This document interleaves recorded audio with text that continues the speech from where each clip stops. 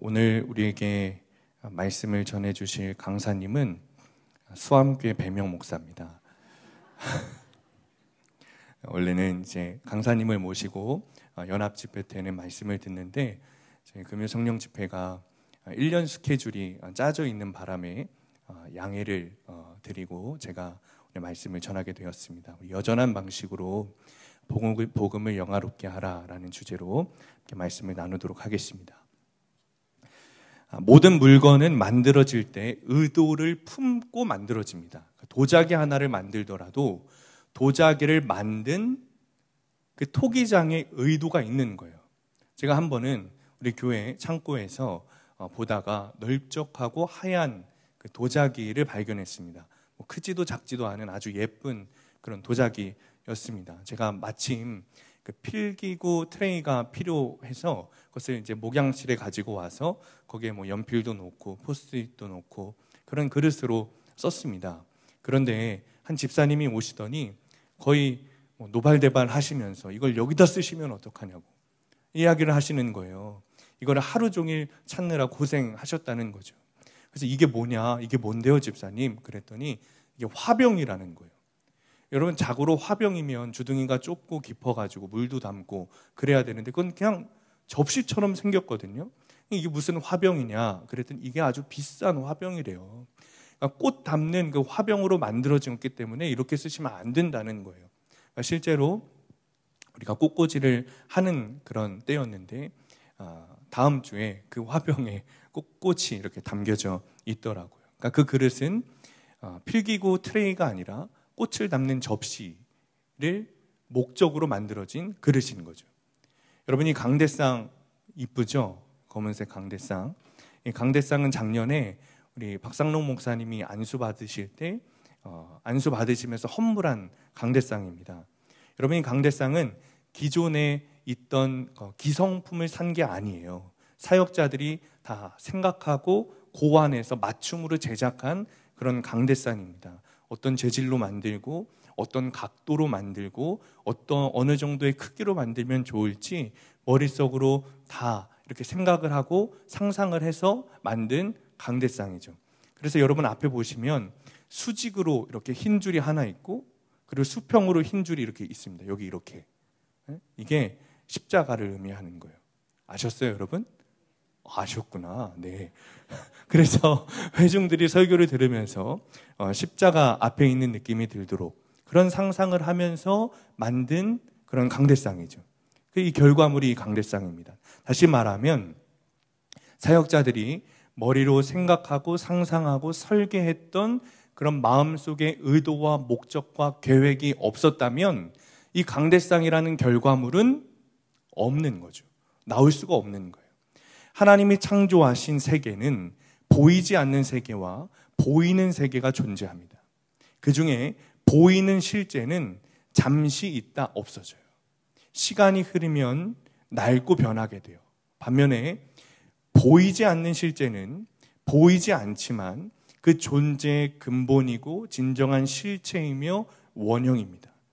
하나님께서 사람을 창조하셨습니다. 그리고 사람을 창조하실 때 누구의 형상대로?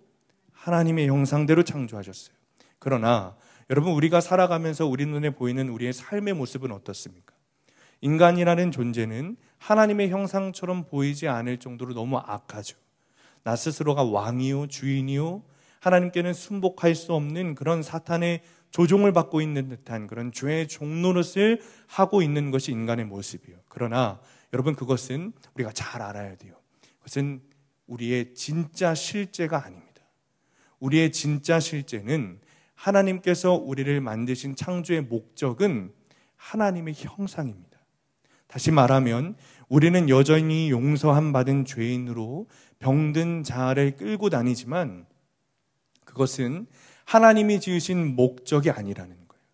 하나님께서 우리를 지으신 분명한 목적이 있고 우리는 하나님께서 우리를 지으실 때 품으셨던 그 목적, 그 원형, 그 하나님의 형상을 반드시 회복해야 합니다. 우리는 반드시 하나님이 지으신 목적과 원형대로 회복할 수 있습니다. 그러나 그 근거가 우리에게 있는 것이 아니라 하나님에게 있습니다. 사람이 무엇이 되겠다고 결심하고 작정하고 선포해도 환경과 조건이 받쳐주지 않고 자기 능력에 맞지 않으면 내가 아무리 결단해도 이루어지지 않아요. 그러나 하나님은 사람과 다릅니다. 하나님께서 이미 그 마음 가운데 무언가 뜻을 정하고 말씀하셨다면 그것은 이미 나타난 실제보다 더 실제인 거예요. 더 분명한 실제인 거예요. 여러분 이해가 되십니까? 하나님께서 이미 어떤 것을 이루고자 하나님께서 마음을 먹으셨다면 그 어떤 상황과 환경과 어떤 여건에 상관없이 주님은 반드시 그 뜻을 이루시는 줄 믿으시기 바랍니다. 여러분 그 증거가 바로 예수님이세요. 하나님께서는 예수님이 오시기 전에 이미 예수님을 보내시겠다는 약속을 하셨습니다. 그 약속들 하나하나가 다 성경에 기록되어 있어요. 구약 성경에 기록되어 있죠. 그리고 구약시대, 그리고 구약시대와 신약시대의 중간 사이에 있는 수많은 세상의 역경과 변화 속에서도 하나님의 약속은 전혀 흔들림이 없고 변하지 않았습니다. 그 약속은 이 땅의 다른 무엇보다 확실했습니다. 그리고 그 약속은 때가 참에 하나님의 카이로스, 하나님의 시간에 정확하고 예외 없이 모든 말씀이 빠짐없이 이루어져 예수님께서 드디어 육신을 입고 이 땅에 오신 거예요. 이사야서 28장 말씀을 보면 하나님께서 농부의 지혜를 말씀하십니다. 농부는 그 씨의 어떤 특성을 가지고 있는지, 어떻게 파종해야 되고 어떻게 추수해야 되는지 다 알고 있습니다. 그러니까 농부만 해도 그 씨가 가진 특성을 다 알아서 거기에 합당한 농사법으로 열매를 거둔다는 거예요.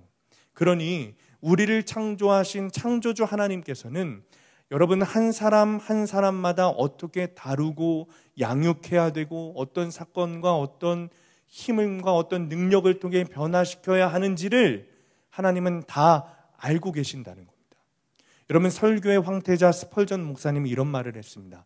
도토리 하나 속에 하나님이 온 우주를 담아 놓으셨다. 이게 무슨 말인가 하면 그 도토리 작은 씨앗 하나를 심으면 다른 나무가 아니라 도토리 나무가 나온다는 거예요. 그 종과 특징이 바뀌지 않는 동질의 나무가 자라고 열매가 맺히도록 하나님께서 정확하게 설계를 해 놓으셨다는 거죠. 다시 말하면 하나님께서는 우리를 하나님의 형상에 따라 창세전에 이미 계획하시고 디자인하시고 품으셨습니다. 마치 씨앗처럼 하나님의 마음 안에 우리 한 명 한 명을 품으시고 심으시고 뜻을 정하셨어요.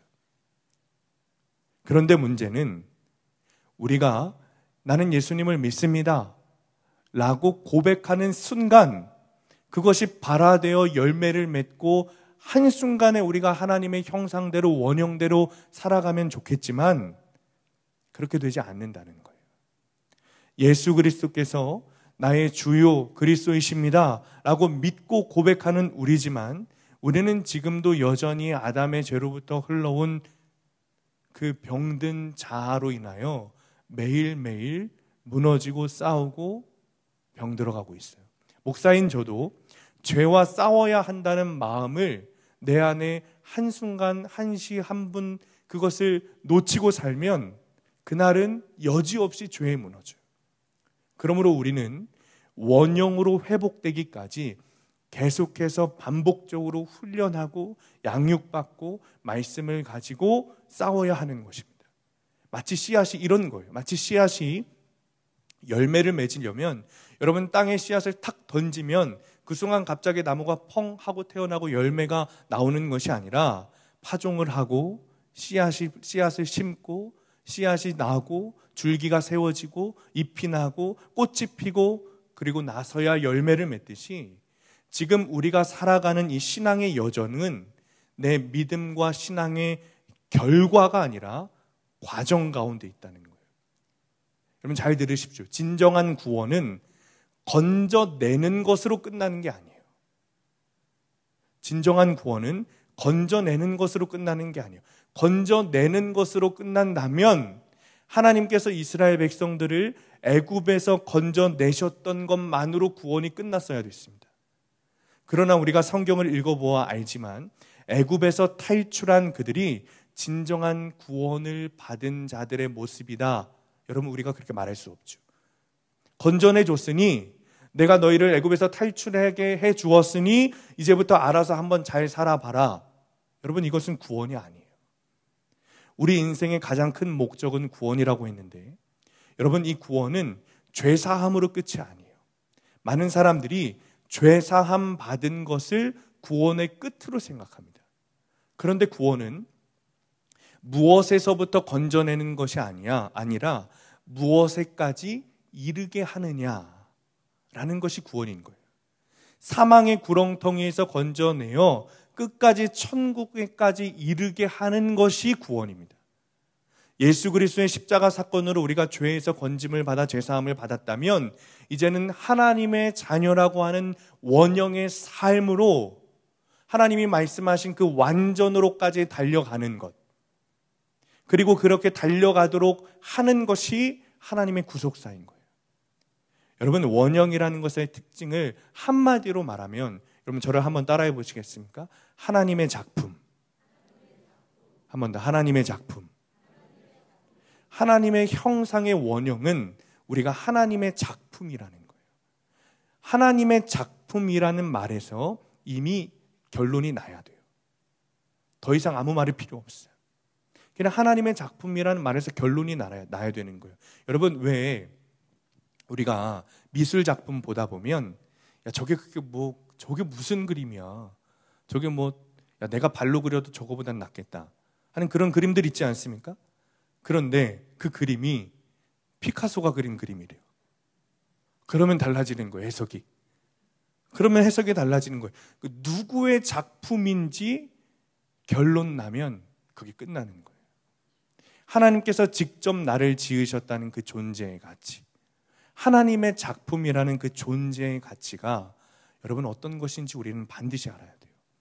많은 사람들이 내가 하나님의 작품이라는 것을 모르기 때문에 사람마다 비교하며 살아가는 거예요. 세상에 많은 사람들이 다른 사람과 나를 비교하며 살아가요. 그런데 그럴 이유가 없습니다. 나는 하나님의 작품이니까. 세상에서 사람들과 비교당하며 어떤 취급을 받으며 살아왔는지 모르겠지만, 또 자기 자신에 대해서 내가 어떤 느낌을 가지고 살아왔는지 모르겠지만, 여러분 그건 중요하지 않아요. 우리의 존재 가치를 한마디로 하면 하나님의 작품이라는 거예요. 여러분, 복음서에 보면 예수님의 족보가 나옵니다. 마태복음은 위에서부터 밑으로 내려오죠. 근데 누가복음에 나오는 족보를 보면 위에서부터 내려오는 게 아니라 이게 거꾸로 예수님으로부터 위로 올라가요. 마지막에 보면 아담이 나오고, 그리고 말하기를 그 위는 하나님이시니라. 세상의 가치관이 우리 인간들의 인식을 바꾸어서 누구 혈통이니, 누구 가문이니, 이런 소리로 우리를 기죽이지 않습니까? 또는 그런 혈통과 가문을 가지고 있는 사람들이 헛된 자만심을 가지지 않습니까? 여러분, 거기에 속지 말아야 돼요. 여러분, 우린 누구의 작품이라고요? 하나님의 작품인 거예요. 제가 신학교 들어와서 정말 화가 나고 어이없었던 적이 있습니다. 그게 뭐냐면, 신학생들이 제가 입학할 때는 80명이 한 학년에 입학을 했는데, 교수들이 학생마다 대우하는 게 다른 거예요. 대우하는 게 달라요. 교수님들이 저를 어떻게 대하셨을까요, 여러분? 대우하는 게 다른 거예요. 왜 다른가 했더니, 누구는 감독 아들이고, 누구는 큰 교회 목사 아들이고, 누구는 어디 위원장 아들이고, 심지어 누구는 동문회장 아들이래요. 개뿔 아무것도 없는 저는 무슨 대우를 받았을까요, 여러분? 학생들이 차별하는 거예요. 교수들이 학생들을 차별해요. 근데 여러분, 이게 얼마나 우스운 일이에요. 가문이나 혈통은 말 그대로 통로예요. 쉽게 말하면 파이프 자랑하는 거예요.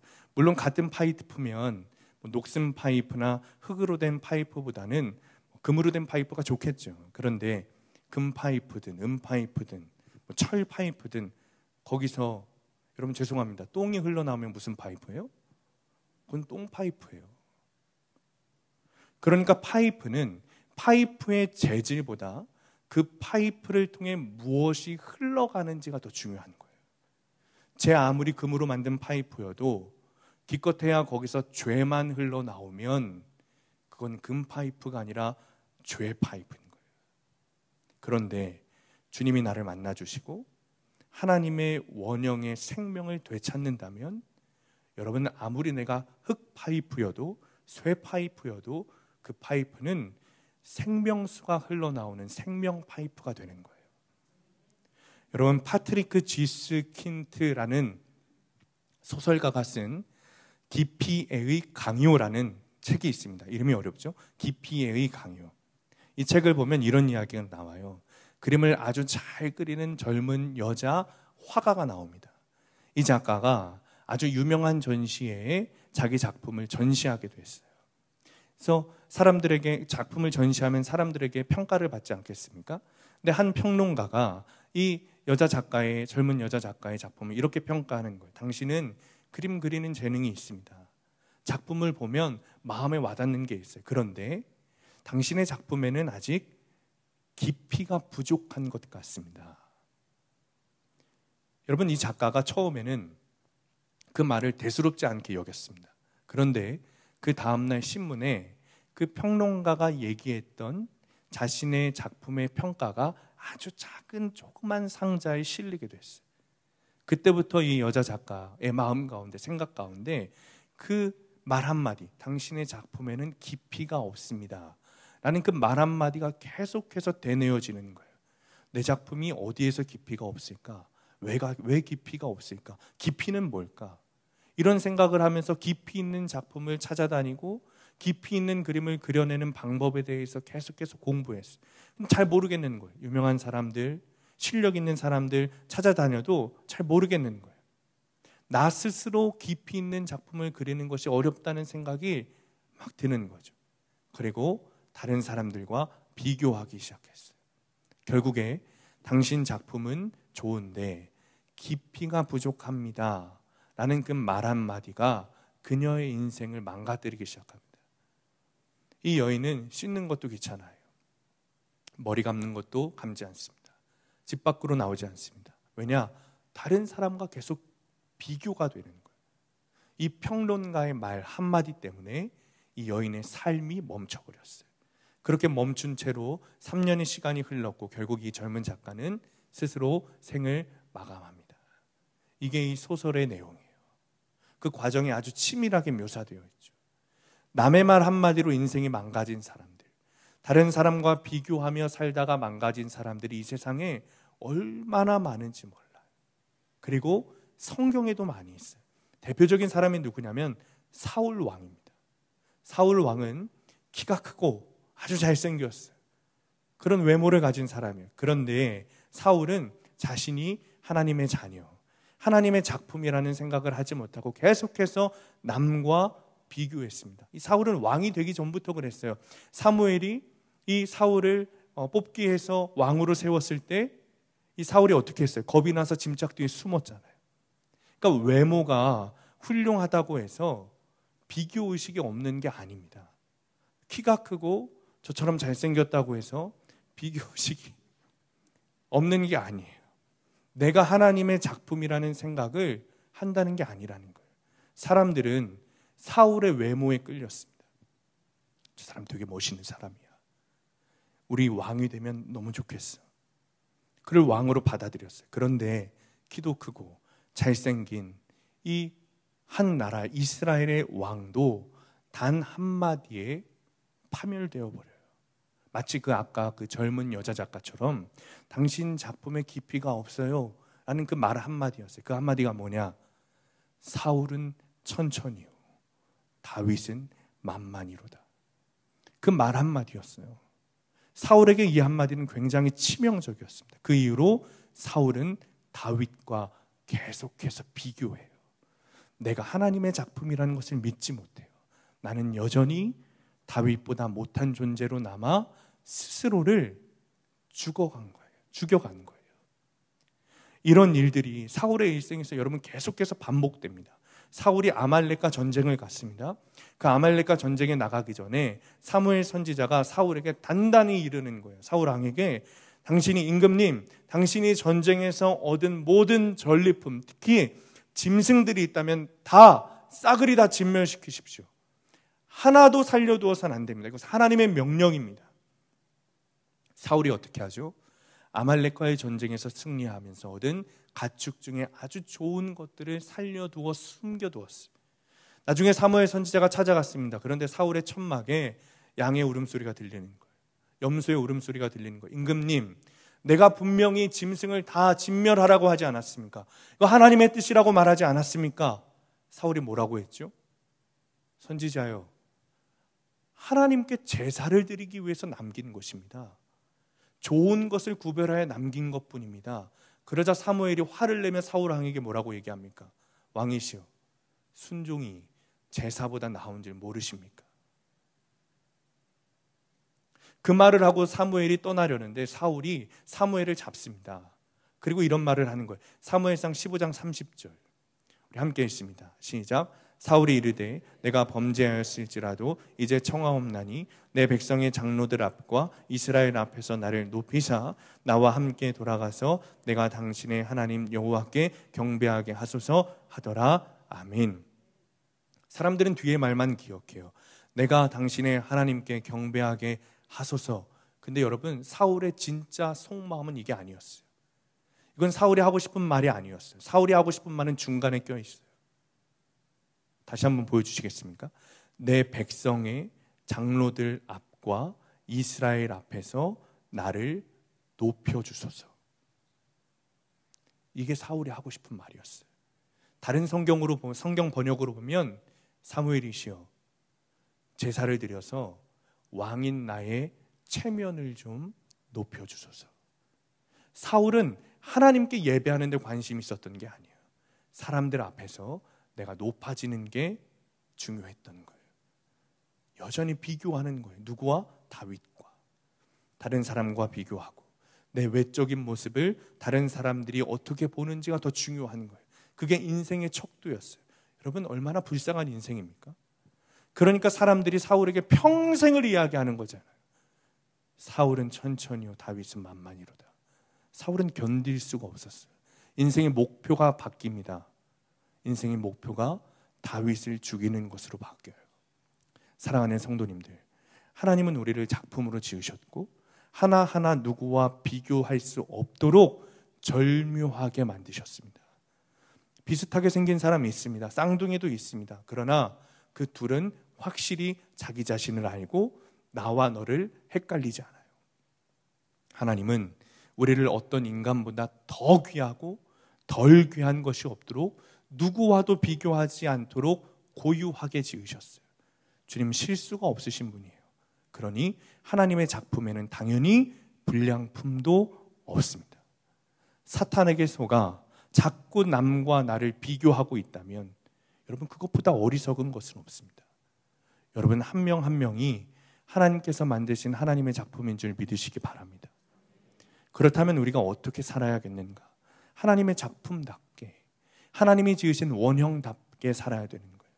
오늘 본문의 1절 말씀 우리 함께 읽습니다. 시작. 하나님의 뜻으로 말미암아 그리스도 예수의 사도된 바울은 에베소에 있는 성도들과 그리스도 예수 안에 있는 신실한 자들에게 편지하노니. 아멘.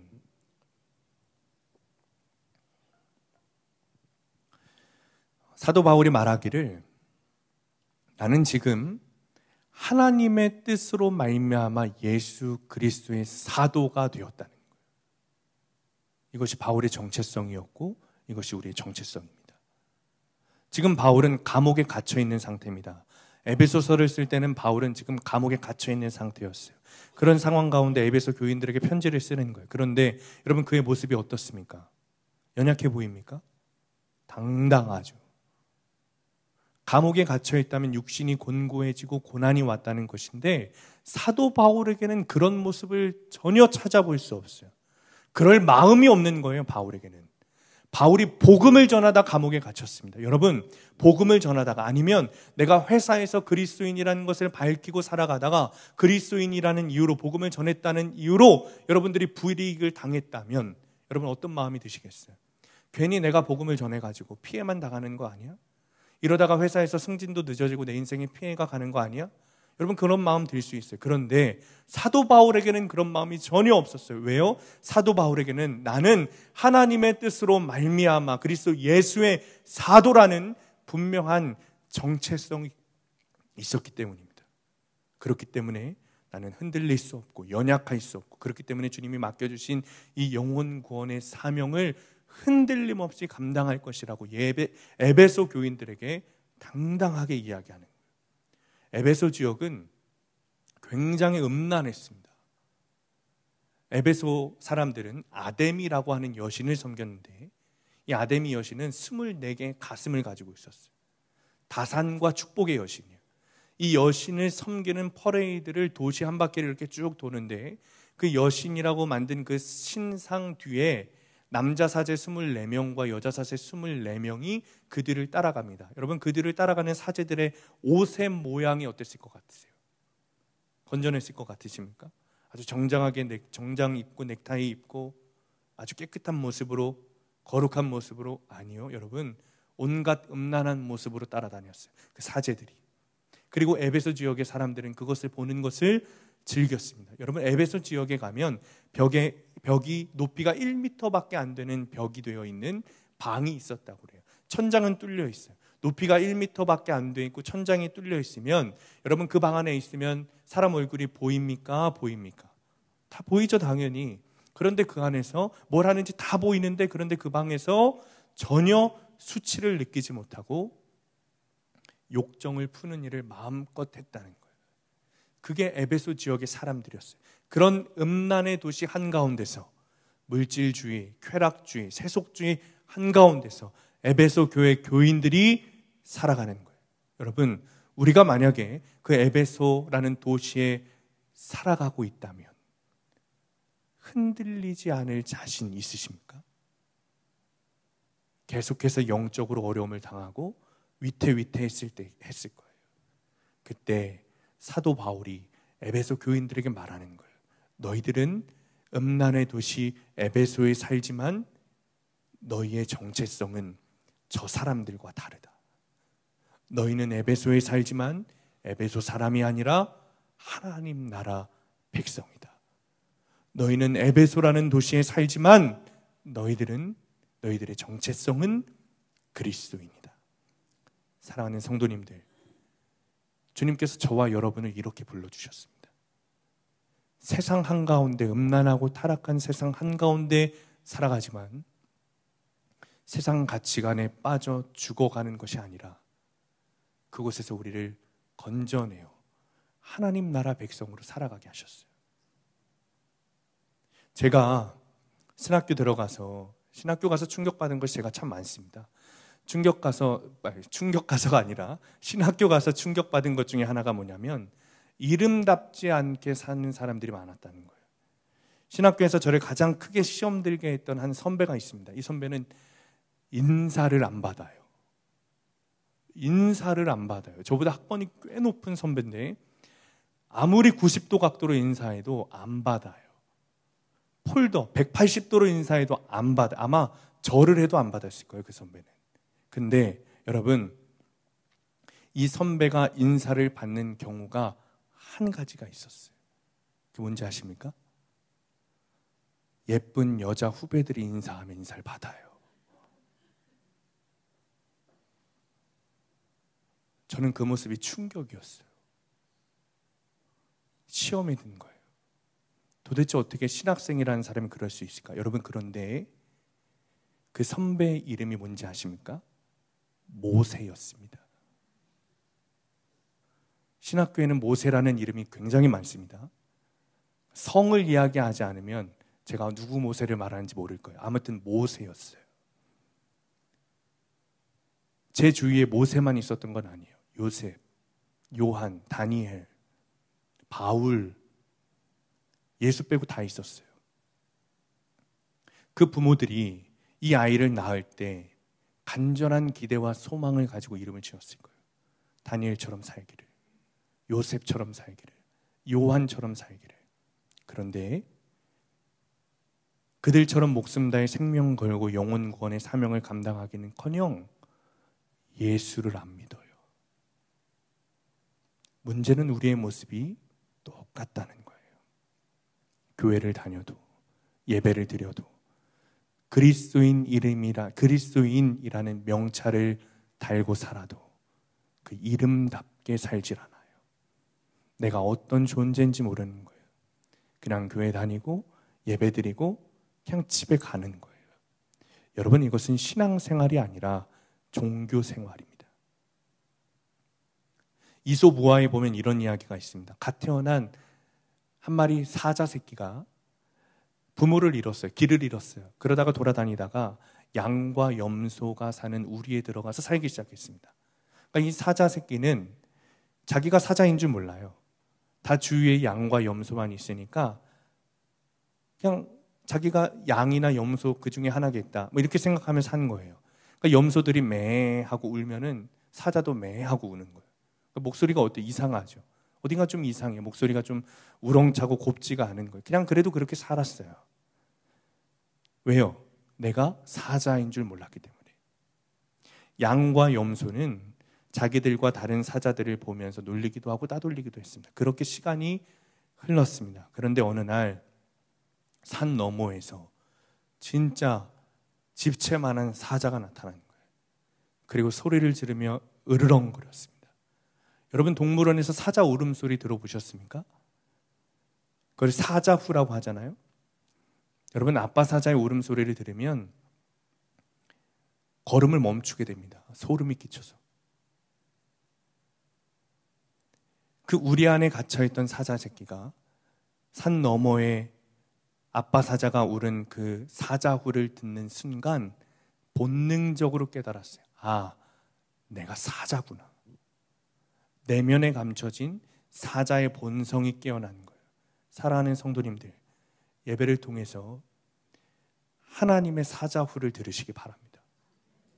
하나님의 사자후와 같은 말씀을 듣고 여러분의 정체성이 깨어나야 돼요. 예배를 통해 하나님의 말씀을 듣고 하나님께서 나를 창조하실 때 만드셨던 그 원형의 모습이 깨어나야 돼요. 하나님의 작품이라는 정체성이 회복돼야 돼요. 삼손은 나시린이었습니다.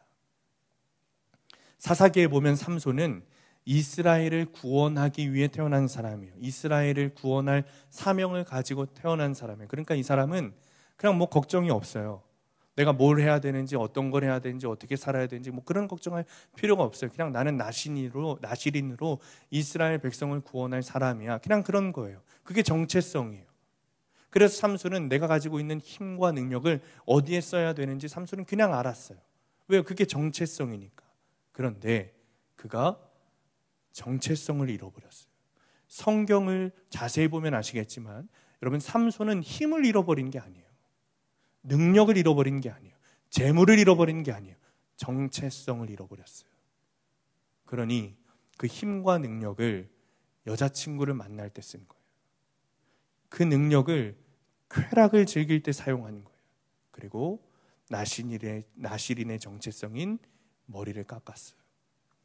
사단이 공격하는 것은 우리의 힘과 능력을 빼앗는 것이 아닙니다. 오히려 여러분 잘 기억하십시오. 사단은 우리에게 세상의 힘과 능력을 줍니다. 그래서 내가 이 힘과 능력으로 하나님 없이 살아도 괜찮구나 라는 착각을 우리 안에 심어주는 거예요. 그러니 사단은 우리의 힘과 능력을 빼앗으려는 것이 아니라 우리의 거룩함을 상실해버리는 우리의 정체성을 공격해요. 에베소서 4장 1절 말씀 보면 바울이 이렇게 말합니다. 그러므로 주 안에서 갇힌 내가 너희를 권하노니 너희가 부르심을 받은 일에 합당하게 행하라. 그리스도인의 정체성, 하나님의 백성, 하나님의 자녀라는 정체성을 가지고 그 원형을 가지고 우리가 그것에 맞게 합당하게 행해야 돼요. 사실 우리가 이 땅에서 그리스도인이라는 것을 드러내놓고 사는 것이 여러분 힘드시죠. 그리스도인이라는 것을 드러내고 살지 않는 삶이 이 땅에서는 더 편한 삶을 살 수 있는 거예요. 회사에서도 식사기도 하면 그렇게 눈치를 줘요. 내가 그리스도인이라는 것을 밝히고 나면 뉴스에서 기독교에 대한 뉴스, 교회에 대한 뉴스만 나오면 회사 사람들이 나를 흘겨봐요. 다 나를 공격해. 드러내고 싶지 않아요.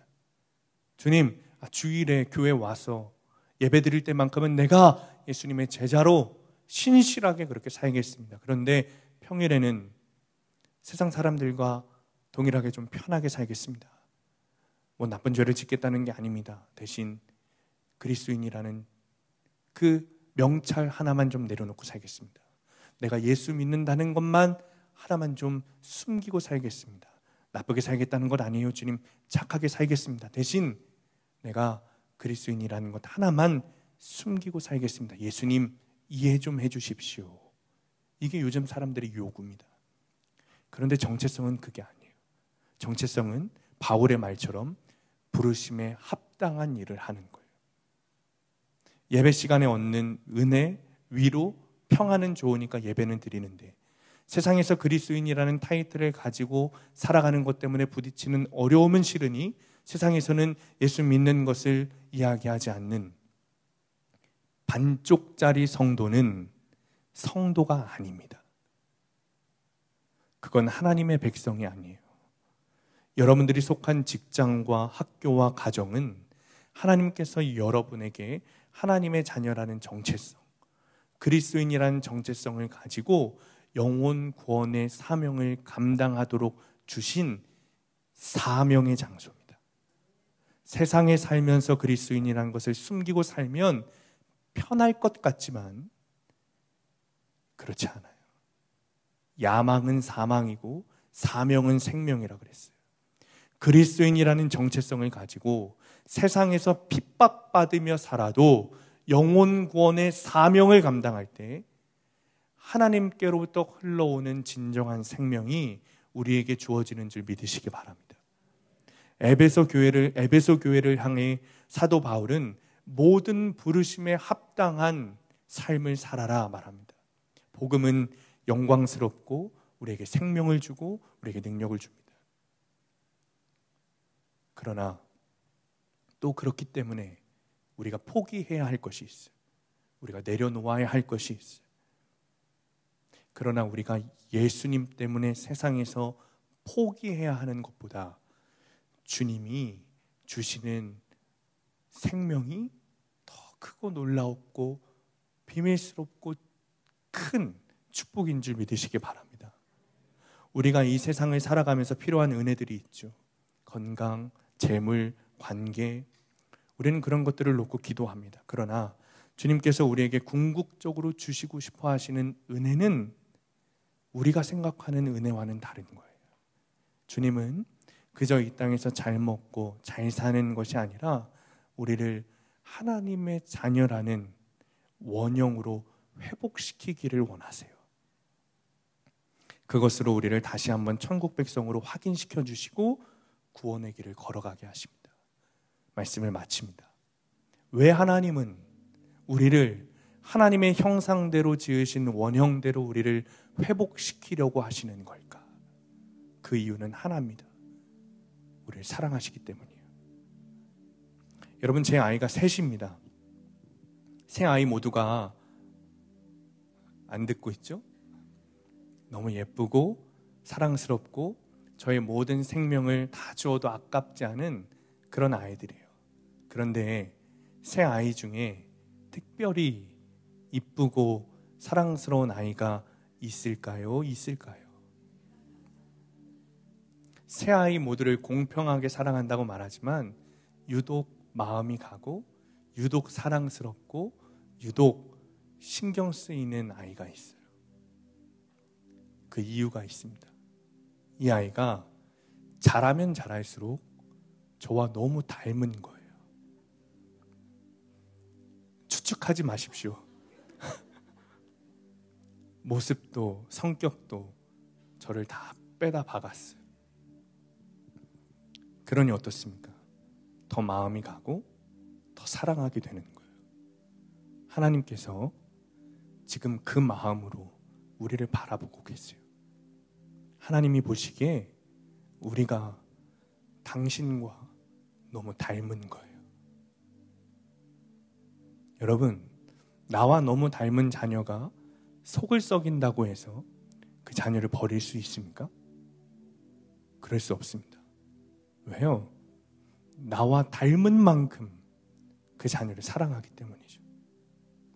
하나님께서 당신과 너무 닮은 당신의 자녀인 우리를 바라보시면서 하나님께서 지으셨던 그 원형의 모습으로 회복되기를 바라고 계세요.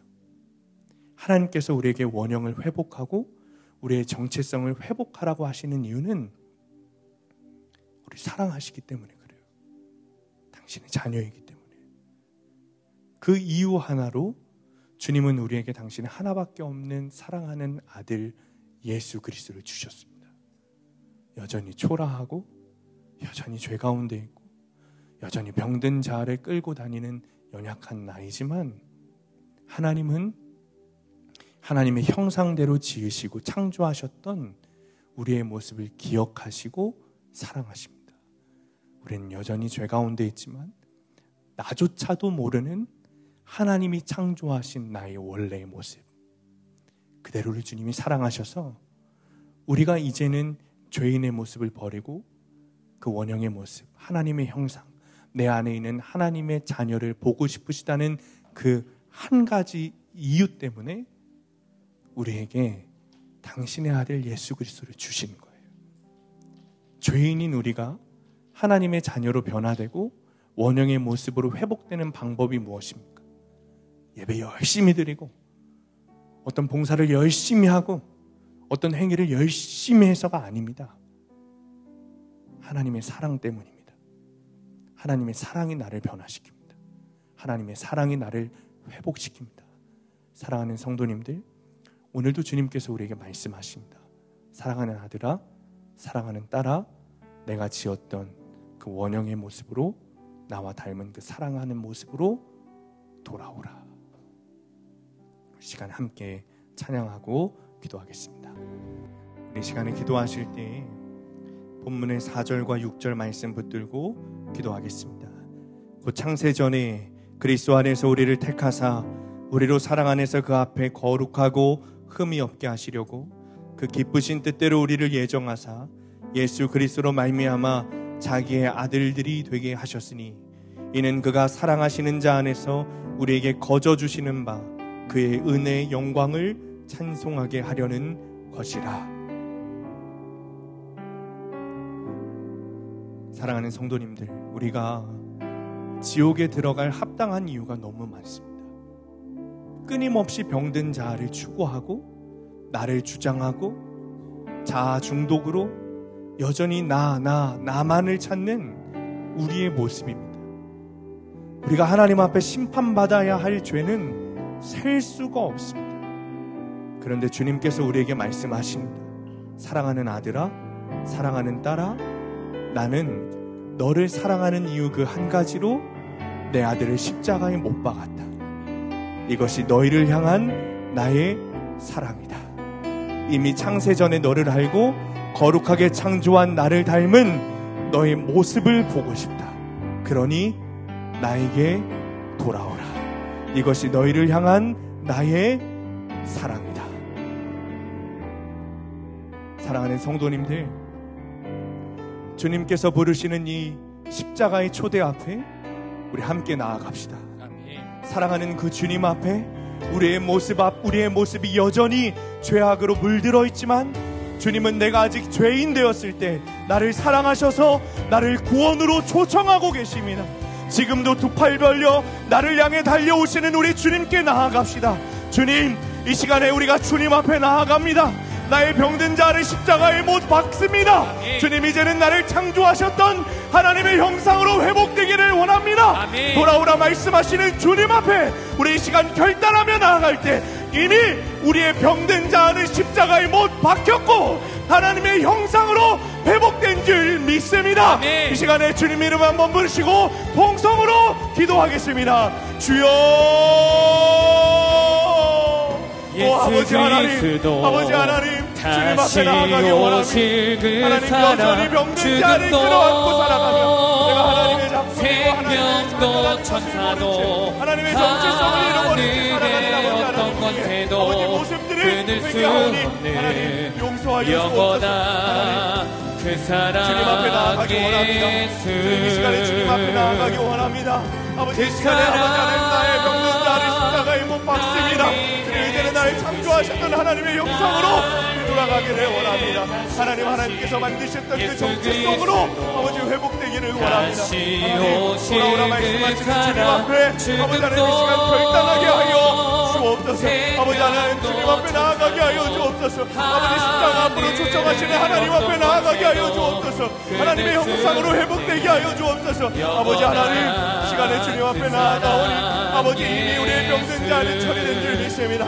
아버지 우리의 병든 자는 십자가에 못 박힌 줄 믿습니다. 아버지 우리의 병든 자는 이미 십자가 앞에 십자가에 달려 죽은 줄 믿습니다. 하나님 저는 하나님의 형상대로 회복되어 구원의 길을 걸어가는 아버지 하나님 우리가 되게 하여 주옵소서. 그의 말씀을 허락하여 주시사 십자가의 말씀으로 내 말씀을 우리 삶들을 해석하게 하시고 그 길을 걸어가며 살아갈 때 아버지 하나님께서 진행 놀라는 구원의 길을 아버지 하나님 걸어갈 수 있도록 하나님 역사하여 주옵소서. 아버지 하나님 죄사함으로 끝나는 것이 아니라 하나님 앞에 정말 주님 아버지 끝까지 영혼까지 나아갈 때 아버지 하나님 그 구원의 길 죽은 길을 걸어가는 아버지 우리 인생이 될 수 있도록 하나님 역사하여 주옵소서. 하나님 시간에 주님 앞에 나아갑니다. 아버지 우리 모습 앞에 여전히 아버지 하나님 나아갑니다. 여전히 죄악으로 문제를 여전히 하나님 겸손하지 못하고 여전히 교만하고 여전히 영적으로 여전히 음란으로 여전히 사랑으로 여전히 탐욕으로 여전히 내 안에 있는 그런 아버지 하나님 음란함으로 하나님 앞에 아버지 병든 자로 주님의 아버지 눈물을 흘리게 하는 주님의 용서하여 주시사 아버지 하나님 이제는 그 병든 자를 못 받고 결단하여 하나님 우리 안에 있게 하여 주옵소서. 하나님 앞에 나아가오니 주님 인도하여 주시고 아버지 하나님 정말 그 병든 자를 십자가에 못 박아 이제는 나를 창조하신다는 하나님의 영상으로 회복되게 하여 주옵소서. 영상으로 회복되게 하여 주옵소서. 주의 원형으로 하나님 회복되게 하여 주옵소서. 돌아오라 말씀하신 주님 앞에 시간에 결단하며 나아가오니 하나님 병든 자를 십자가에 못 박고 영원한 그 사랑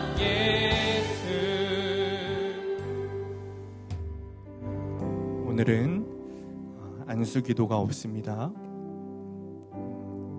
한 번 더 우리가 함께 기도할 텐데 기도하고 자유롭게 기도하고 돌아가시면 되겠습니다. 우리 이 시간에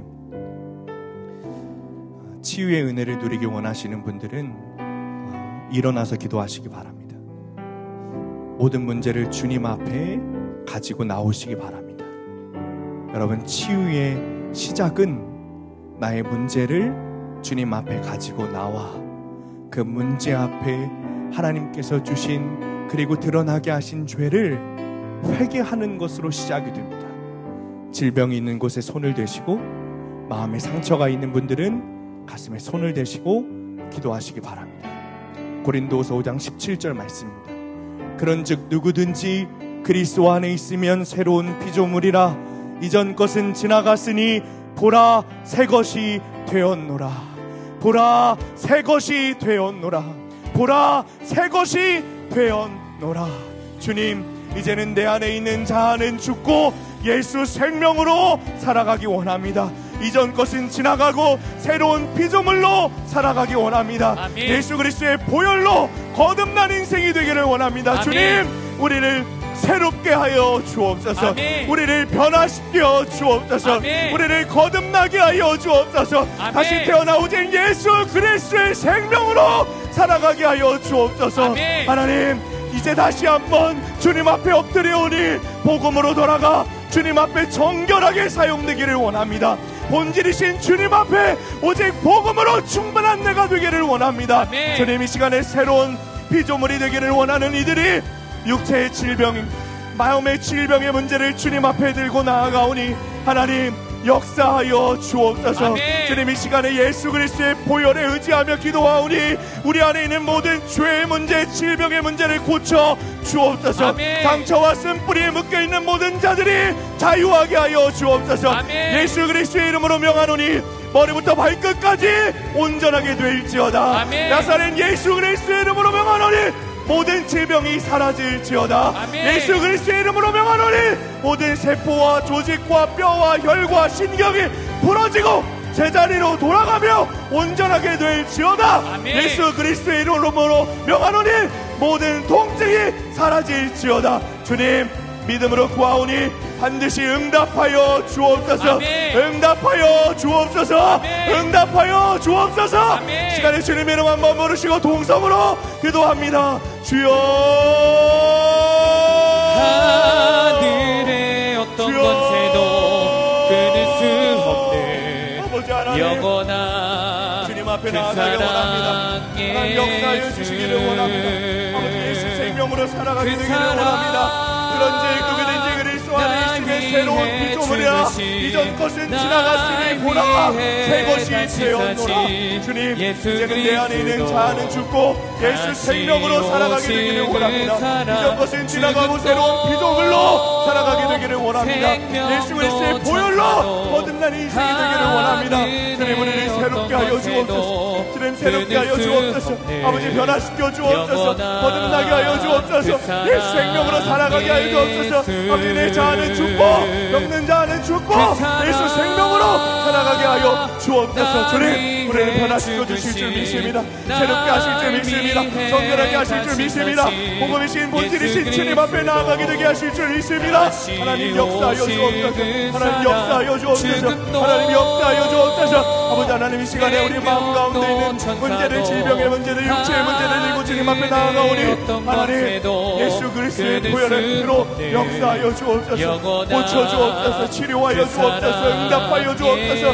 하나님 주님 앞에 나아갑니다. 아버지 하나님 온전하게 될 줄 믿습니다. 온전하게 될 줄 믿습니다. 온전하게 될 줄 믿습니다. 우리 마음 가운데 육체 가운데 있는 모든 조직과 세포와 조직과 뼈와 혈과 신경이 부러지고 제자리로 돌아가며 온전하게 하여 주옵소서. 하나님 성령의 시간에 임재하여 주옵소서. 성령의 뜨거운 물결을 임재하여 주옵소서. 성령의 뜨거운 물결을 임재하여 주옵소서. 성령의 뜨거운 물결을 임재하여 주옵소서. 주님 구하오니 반드시 응답하여 주옵소서. 믿음대로 응답될 줄 믿습니다. 믿음대로 응답할 줄 믿습니다. 믿음대로 응답할 줄 믿습니다. 아버지 하나님 주의 아버지 사랑을 의지합니다. 하나님께서 우리를 사랑하셔서 이미 하나님 우리를 정하시고 아버지 하나님 그 가운데 그 길로 걸어가게 하셨으니 아버지 그 사랑에 응답하여 하나님 이제는 주님 변화된 삶을 살아가게 하여 주옵소서. 나의 병든 자를 회개하게 하여 주옵소서. 병든 자를 십자가에 못 박게 하여 주옵소서. 회개하게 하여 주옵소서. 모든 죄를 고백하게 하여 주옵소서. 주님 앞에 나아가게 하시고 역사하여 주시고 주님 앞에 주님 아버지 온전히 나아가는 아버지 그 회개 받게 하여 주시옵소서. 예수